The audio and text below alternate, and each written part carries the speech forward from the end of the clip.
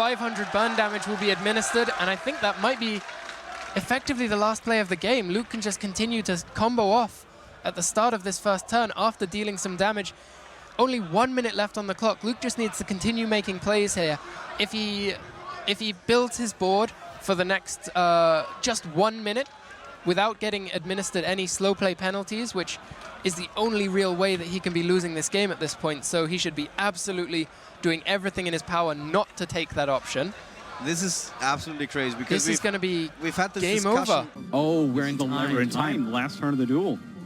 He can't deal any damage. Oh my goodness. He can't deal any damage. Chia, the world champion from Taiwan. It's been almost a year since Konami made one of the most controversial policy changes in Yu-Gi-Oh's history, even more so than the recent verification policy change that affected cards like Mindcrush. The change that I'm referring to, of course, as you can see by the title of this video, is the new, or I guess the current time rules. The big difference here is that with the old time rules that had been around for many years, pretty much the entirety that I've been playing competitive Yu-Gi-Oh, when you went into time, you played 5 more turns, and then whoever had the most life after those 5 turns won that game. And in a lot of cases, because if you're going into time, you're usually in game 3, you would win the match. And sometimes there were draws, but for the most part, it ended the match and not a draw. Someone was a winner and someone was a loser. And while that wasn't a perfect system, I think most people can agree that you had more control over the outcome of your game than you do with the current time rules. The big difference here is that now, instead of doing 5 turns, instead of doing 3 turns, instead of even finishing the turn, when time is called, you just finish the current phase you're in. If you're in the main phase and time is called, well, tough luck, you don't get to enter the battle phase and do any damage. Even if you're still in the main phase and you have a field full of monsters and you're still just doing the final steps of your combo to attack your opponent for game, if you haven't said the words declare battle phase before the time and round is called, well, tough luck, you don't actually get to attack for game. Even if your opponent doesn't have any cards and you have like 9,000 damage on board, it doesn't matter, and this has caused a few issues. In today's video, because we're almost a year out from this change, 10 months to be exact, I think it went into effect early June of last year, I want to talk about what we've learned from this past 10 months. What has happened? Is it good? Is it bad? And I think what's good about this video is that it's more of a retrospective video. It's more of a hindsight type of video, because in the past I've done reaction videos. I've done videos when it first came out saying it was horrible, and then like a month later I did a video saying maybe it's not so bad. But in today's video I want to capture all of the good and bad of these new time rules. First off, what about those clips at the beginning of this video? Well, if you were paying attention, it said in the top left corner for the first clip, and I think the bottom left corner for the second clip, those were situations that happened at the first one is from the European WCQ, and the second one is from this recent World Championship this past summer.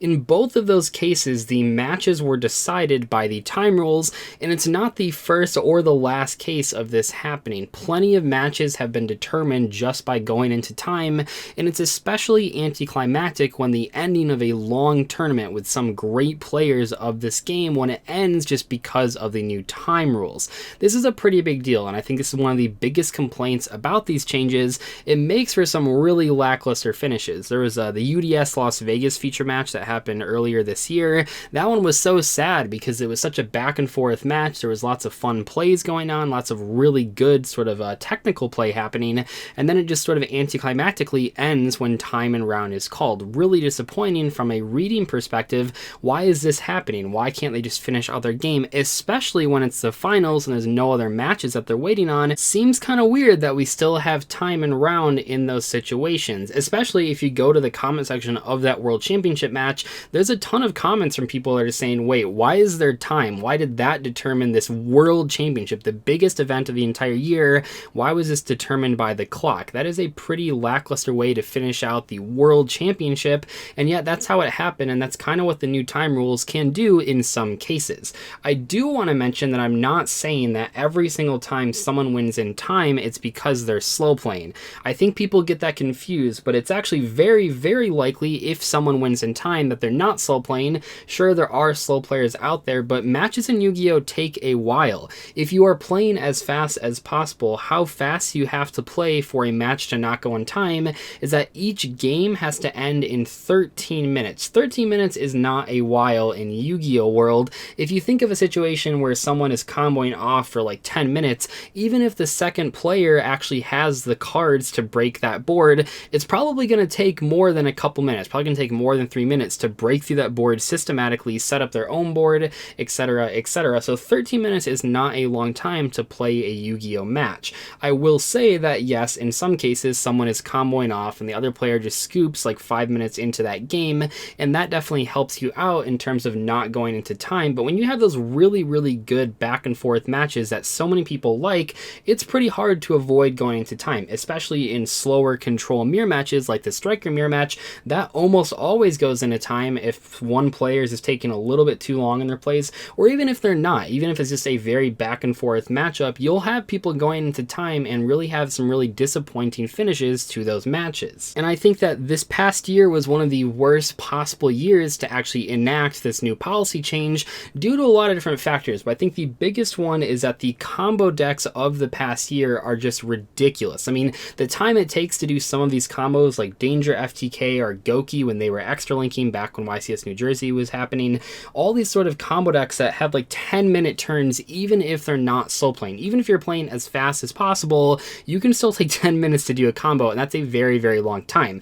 I've mentioned before that the Danger monsters specifically are really, really bad. It's almost impossible to do those effects fast. You have to reveal the monster, your opponent has to confirm the monster, you have to shuffle your hand, you have to roll a dice, all these different effects are happening, and that's for each Danger that happens. That's a lot of time that you're wasting just activating those Danger effects before you're even doing your main combos. And the problem isn't that there's combo decks in the format. I don't think that every single format should just be all control decks. However, the problem is that when the combo decks have a way to do a very small amount of burn damage, like in the case of Aqua Dolphin, like in the case of Cannon Soldier, when they can summon those cards and use those effects even one time, even without fully doing their combo, if you're gonna go into time because your combo takes 10 minutes, and if that player is going first in game 3, they're gonna win almost every single match. That was one of the biggest reasons that Goki with Aqua Dolphin, or really any deck with Aqua Dolphin, I mean you have Dark Warrior played it as well, all the decks were so strong because if they went into game 3 and they were going first and there was less than 10 minutes in the round,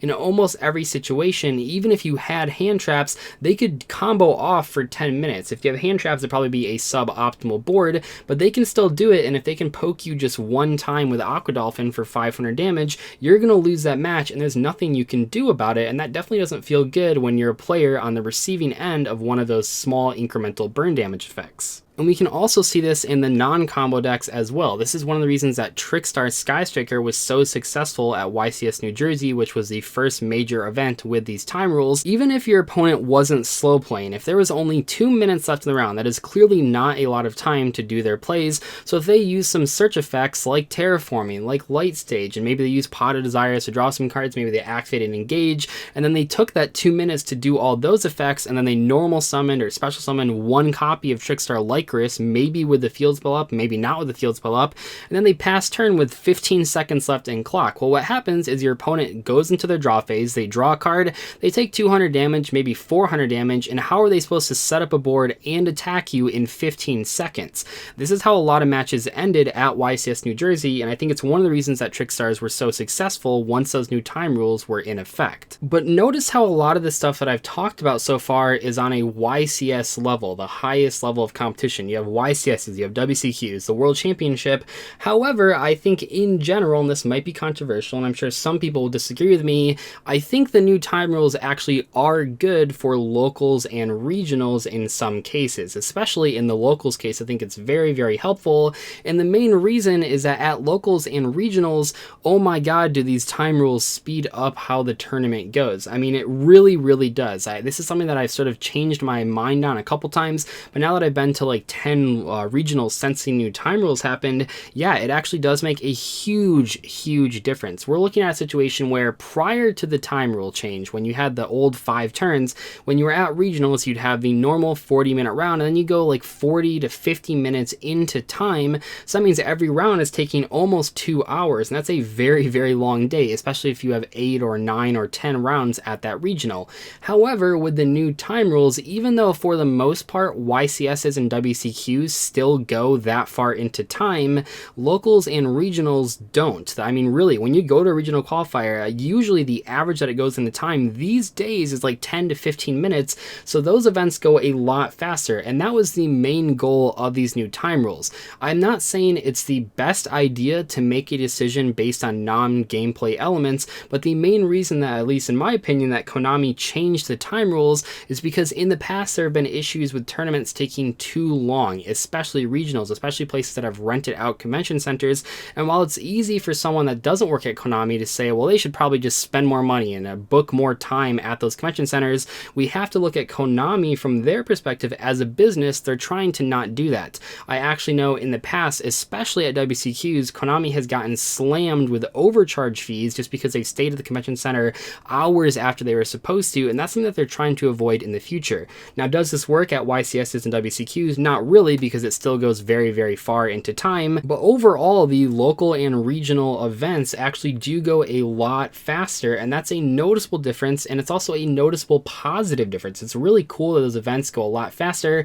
You're not there all day. You can actually get home at a semi-decent hour, and as someone like me that travels pretty far to those events, I mean, the closest regional is like 2 hours away, but usually I'm driving like 3 or 4 hours. Sometimes there's even a time change that's not in my favor. It actually makes a pretty big difference that I can get home at midnight instead of 4 in the morning. That's a pretty cool thing to have happen. So while some players will probably always get screwed with these new time rules, at the very least on a local and regional level, overall people are generally happy that they can leave the tournament a lot sooner, even if a few players get screwed out of their match wins. And then lastly, I want to talk more about a neutral change that kind of happened that is interesting to think about, and that's that in the past, and while this is still generally true, by the way, I've said in the past that life points don't matter. They matter a little bit more now, especially when you're in like the last 10 minutes of the round, and I think where this comes into play the most is that anytime an archetype card that fits into an already existing archetype that's very good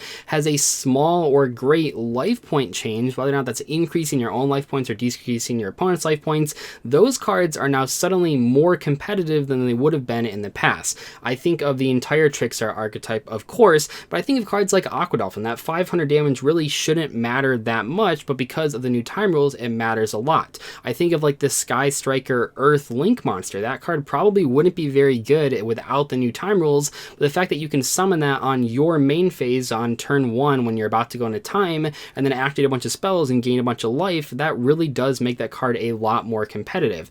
I say this as a neutral change because maybe to some people those cards shouldn't be competitive, but I do think it's kind of interesting because in the past, for as long as I can remember, life points really just don't matter at all for competitive Yu-Gi-Oh! It's something that I've said time and time again, but suddenly when you're going into time or when you're about to go into time, you really do have to consider those cards. In the past, people have sided out things like Upstart Goblin when there's only 10 minutes left on the clock, but nowadays I think you're thinking about it more than just, oh, what do I side out that's bad in time? You're thinking of putting cards into your main side or extra deck that are specifically only used when you go into time. Things like Gaga Cowboy, and even at YCS New Jersey, we saw some people playing Firecracker, despite the fact that that card's probably terrible. It's once again, it's one of the only cards, like it's a hand trap that inflicts 1,000 damage. That doesn't seem very good, but when you're going to lose in time, it actually can be the difference between winning or losing. In other words, the basic summary of this video is that I think that the new time rules had good intentions behind them. I think they wanted to help players speed up tournaments. However, I think at a YCS and WCQ level, they should be changed. I don't think that's going to happen, but if you notice on the new policy documents, Konami actually has put in the policy documents that at these bigger events, at now they call them tier 3 and tier 4 events, which is like YCS and WCQs, Konami can actually change how much time is in the round. I hope they take advantage of this more. At YCS Atlanta, we had 45-minute rounds, and you know what? That actually made a huge difference, but it's kind of interesting to go back and say, okay, how different was it? How much of an impact did it make? Made a pretty big impact in ways that maybe not everyone expected. Anyway, though, I'll see you guys later. Thank you so much for watching today's video. Goodbye.